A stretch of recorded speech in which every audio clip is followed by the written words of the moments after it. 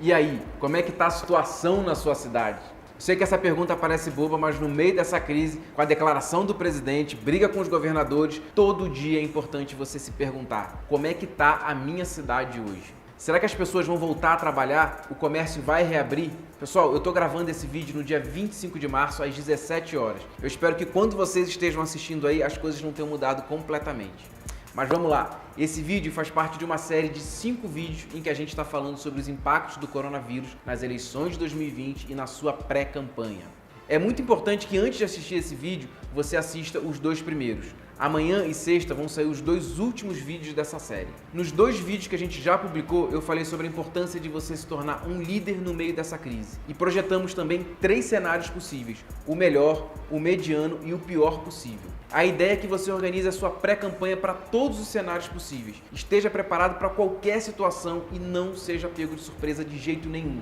No vídeo de hoje, o nosso papo vai ser sobre as ações que você, candidato a vereador ou a prefeito, deve tomar para assumir um papel de destaque e de liderança aí na sua cidade. Natália, roda a vinheta para a gente começar o nosso papo aqui com os candidatos, com os políticos e com os assessores também.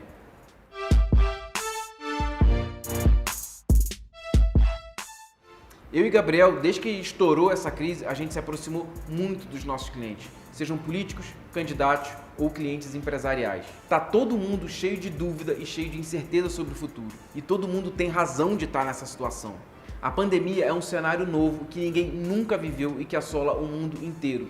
Não é fácil a gente saber e decidir o que fazer. Como a gente acaba falando com muitas pessoas que estão nessa linha de frente, a gente acaba concentrando muitas informações. A gente fica sabendo o que está dando certo, o que está dando errado, quais são os argumentos que funcionam na hora de você se comunicar com a sociedade. E é isso que eu vou fazer agora. Eu vou compartilhar com vocês as boas práticas e as soluções acertadas que vocês podem tomar aí na cidade de vocês para vocês conseguirem se posicionar como líderes. A primeira coisa é básica, mas eu me sinto na obrigação de falar para vocês. Líderes não demonstram fragilidade em público.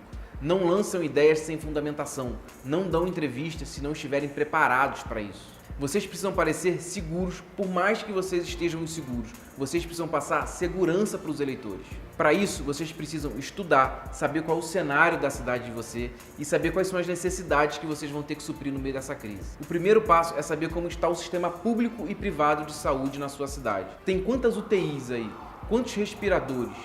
Quantas dessas vagas em UTI e equipamentos estão disponíveis para uso imediato? Será que esses leitos já não estão ocupados? Tem médico qualificado para atender os pacientes portadores do coronavírus? Eu acredito que o cenário não muda muito entre as cidades pequenas, médias ou grandes. Falta leito de UTI, falta respirador. O respirador, pessoal, é fundamental para os pacientes graves vítimas de coronavírus. E a partir do momento que você tem esse quadro, que você sabe como é que está tudo, você precisa começar a pensar nas soluções. Por exemplo, onde e como montar um hospital de campanha para ampliar a capacidade do sistema de saúde aí da sua cidade. Ginásios, escolas públicas, centros de convenções, privados ou públicos, costumam ser usados para essa finalidade. Esses planejamentos já existem na sua cidade? Se ainda não tiver, se você for de situação, precisa iniciar esse planejamento para ontem. Se você for oposição, precisa bater nesse discurso e cobrar do prefeito uma posição.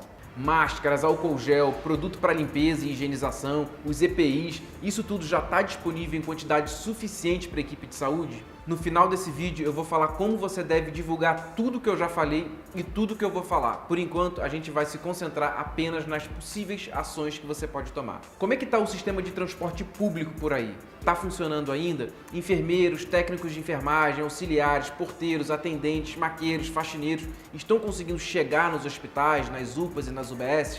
Quais os horários desses ônibus? O trabalho dessas pessoas, pessoal, é fundamental para conter a crise. Pense, se necessário, em propor e cobrar da gestão atual que providencie transporte exclusivo para essas pessoas. Que sejam disponibilizados ônibus exclusivos, seja conseguindo algum tipo de convênio com empresas de transporte, com van, táxi, Uber, enfim, qualquer meio de transporte.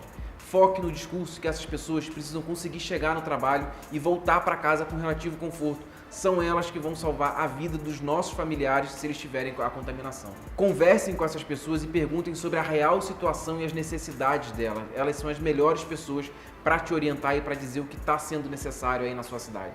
Outra pergunta, as pessoas aí na sua cidade estão suficientemente bem orientadas sobre os cuidados que elas precisam ter? Elas sabem o que é o coronavírus e os motivos delas estarem isoladas em casa? Chame um médico ou um enfermeiro e faça lives explicando toda essa situação. Prepare um material em PDF para que essas pessoas compartilhem as informações.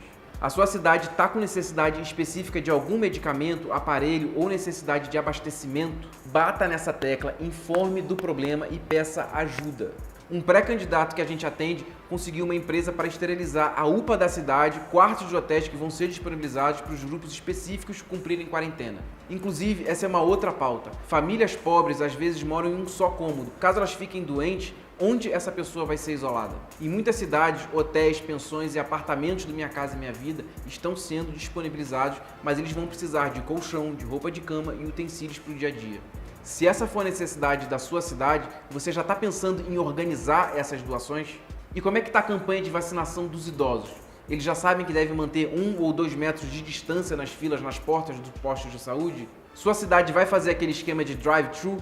Isso significa atender as pessoas diretamente nos carros delas e instalam-se barracas e os carros vão parando em filas, os enfermeiros aplicam vacina nas pessoas dentro do próprio carro. Isso diminui muito a possibilidade de contaminação porque diminui o contato entre as pessoas. Mas a questão também é que muitas pessoas não têm carro e vão precisar aguardar na fila. Você, por exemplo, pode pedir que os postos organizem agendamento por telefone para evitar essa aglomeração ou então atendimento residencial.